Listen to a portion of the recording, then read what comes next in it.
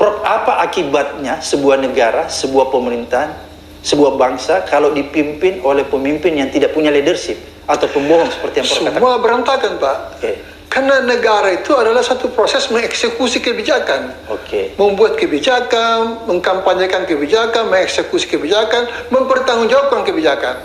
Dia tidak bisa. Memahami kebijakan aja keliru. Baca aja semua kebijakan-kebijakan dia. Memahami soal bansos misalnya. Itu keliru besar. Bansos itu selektif kepada pihak-pihak yang sangat membutuhkan. Dan yang paling tahu siapa membutuhkan bansos itu adalah kepala desa. Atau mungkin lebih rendah dari itu. Bukan presiden yang kemudian muncul di pinggir jalan. Membagi-bagi itu.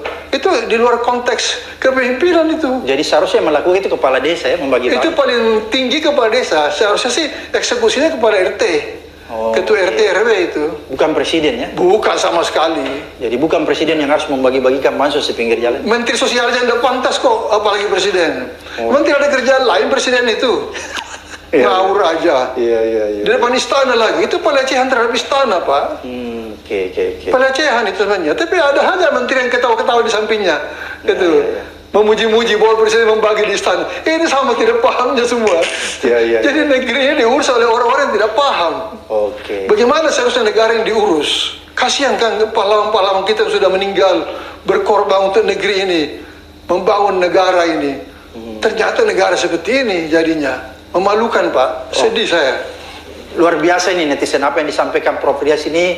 Prof Rias ini adalah orang yang expert ya, pakar pemerintahan dan politik. Jadi apa yang disampaikan sangat memberi kita pencerahan. Prof Rias, kalau program-program ini berantakan, ugal-ugalan seperti yang tadi Prof Rias katakan, apakah kita bisa minta pertanggungjawaban presiden? Harus, Pak. Dia harus bertanggung jawab. Tidak bisa dia menenggang begitu saja habis masa jabatan.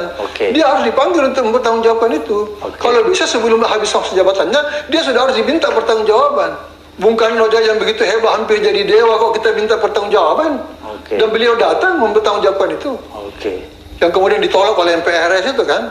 Apakah pelanggaran yang dilakukan pimpinan kita ini termasuk pelanggaran hukum, Prof? Pelanggaran hukum, pelanggaran etika, pelanggaran kebijakan.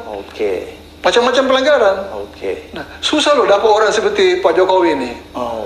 Ada orang yang bisa tahan, tidak malu gitu loh. Tidak malu dan tidak takut.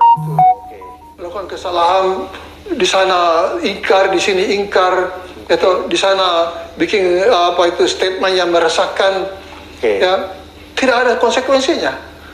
Ini susah dapat orang kayak gini nih. Saya dulu pernah goyang-goyang sama orang ya.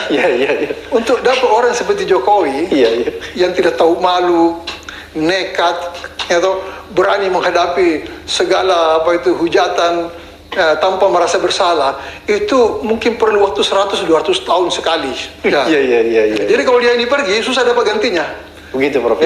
Jadi para konspirator di luar yang ingin melanjutkan Jokowi ini dengan orang lain, susah dapat orang, Pak. Yang persis seperti dia itu susah. Jadi ini pusing semua mereka.